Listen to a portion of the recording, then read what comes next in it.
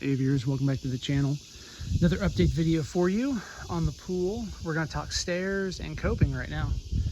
That was the next things that we got done, so I want to show you what we did.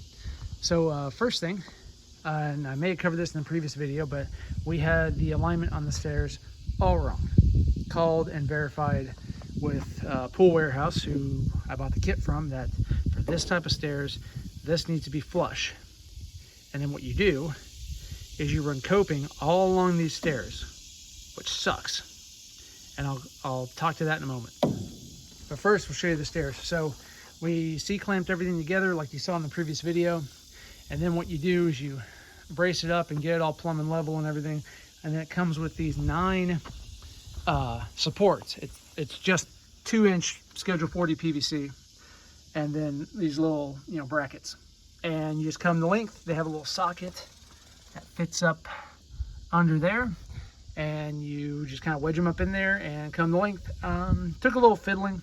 It's kind of hard because it's hard to fit them up in there and the seat, and so as you get them in there, they'll constantly want to move, and so that's why we got shingle shims underneath, because we dug out too much, and then as we work them all in there, our cuts were too short, etc., etc., or trying to wedge it in there, you dig out dirt.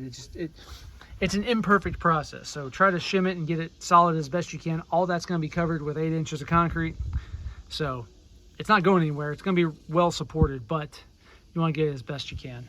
And then once you have all that done, then you bolt the thing together, and you have to drill holes and bolts. So what you do is, when you have it clamped, you drill out all these holes and then bolt them. Now notice, not all of them are filled in. In fact, the ones on the inner track, including up there, you see, aren't there, as well as like some of these, like these outer bolts here, you see there's no bearing material. So I called Pool Warehouse on that too, and they told me, yes, only do the holes that line up, because these inside track here, and I got calipers out and measured, and it's an interference point. So your mileage may vary, but if you do like a kit like we did, you do not want to drill these, because what will happen is, as you can see here, here's an outer one, okay? You see how close that is to this support material, whatever this is, plastic reinforcement. The inner one will most certainly get boogered up in here and cut this material out. The bolt itself, never mind the actual head of the nut. So you do not want to damage that. That is structural and support material, so you basically just leave those out. And they assured me that it's perfectly fine. And then as you get down lower, you see you got some bolts that line up, so you take care of those. So that is the steps, and they turned out pretty well. Now the coping, and as you can see here, this is kind of the setup where you're going to run this coping all along the edge of the steps, right? And then your concrete is gonna fill, back into here and be all flush, right? So that's how that's gonna work. Now some details about this coping. They basically say on straight panels you want about every 6 inches or so, and then as you get tighter in the radiuses, you want to really, every inch or so on bolts. And these are just self-tapping screws. Coping's aluminum, this is plastic, so they go in pretty easy. But you can see on this radius here, we did one on every tab to get this bend, and it just takes a long time, and be slow with it, and you'll get it. Now the hard part, this is the hard part right here, this corner, right, is challenging because it's such a tight bend. You see here, we should have actually clipped this off ahead of time but we figured out, oh crap, we need to take this tab out and bend these tabs around right about the time we fastened this bolt. So we just took pliers and wiggled it. It's aluminum, it broke pretty easy, so it's not too bad at all. But and then to help form this, right, we got it pretty close, and it was a heck of a lot more beat up when we got done with this. We actually used a Harbor Freight hammer and dolly set. So if you'll follow other videos on the channel, in that shop over there, we've got a 71 Buick GS that my dad is restoring, and so he bought the Harbor Freight hammer and dolly set to do body work, where it's got the you know, the little, the round, basically, they're called dollies, right? Little round curved metal blocks that you use to form metal.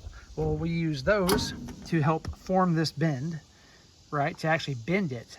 And then he spent some time with a hammer and just like a 2x4 tapping block to try to smooth and straighten some of this out. And so it is a challenge. These are very, very hard. You could probably bend more back here, maybe take it more like a 45 and have a little more of this this exposed inside the pool. I think that would be an acceptable alternative as well if you didn't want to try to do this tight bend. But that's the hard part. Once you get out here, it's smooth sailing. If you got a rectangle pool, it's easy mode. This coping has a little lip that fits on the corner here of the pool wall. You can see here, that is the track that your liner clips into. And so all this area is all finished. This is exposed. So this is, you know, you want to try to take care in not damaging this. They do sell touch-up paint, which I need to look at because it should have came with my kit, but I didn't get any. So I'll have to call about that. But just so you know, this is the part that will be seen. So you want to take care to protect it. And on the back side, right, we just, all these self-tappers, a little harder going in the steel versus the plastic, but it's not bad at all. They say every 6 inches minimum, and maybe even every 12 inches on straightaways. Screws are cheap, and if we run out, we'll just buy some more of the same. So we did it, you know, on these long sweeping radiuses, this is slightly under 6 inches. 6 inches is basically a tab and 3 tabs and a half or so. So spacing every 3 tabs, we're pretty good. And we got 2 pieces of coping in. They're 12 foot long each. So we'll just kind of snake our way all the way around the pool. Last thing I want to talk about is butt joints. So this is where, you know, 2 pieces of coping meet, and they have these little caps. Now we screwed this up, and I'm telling you, and we're gonna have to kind of do something to fix it because this cap, you know, this cover doesn't really fit well, right? There's a gap there and doesn't clip down perfect, and that's a problem because that's kind of a safety hazard to me, you know, for someone in the pool. But we're gonna fix that. But if you notice here, we have a butt joint here, and we just don't have a gap. Well, it helps to RTFM, because if I had more detailed, we would notice that there should be a 1/4 inch gap here. So that's something that don't make that mistake I did. 1/4 inch gap between these butt joints, and then this cover, you know, this trim piece will cover it. And then once we're all done with the coping, we will go back around and install these things. These are little support braces. You can see that kind of clip into this edge here, and just another self-tapper. These are aluminum, and they will provide additional support, and then the concrete will backfill here. I think that's it. That's what we got. So we will continue on with the coping, and then after that, it's really concrete time. We got concrete scheduled in a few days, and those guys will be back to pour the concrete collar, and I will be sure to bring you along for the ride. So thank you all for watching. I hope you're enjoying the pool building video. If you are, please like, share, subscribe. If you haven't, it really helps out the channel, and I greatly appreciate it. So thank you all for watching, and we'll see you in the next video.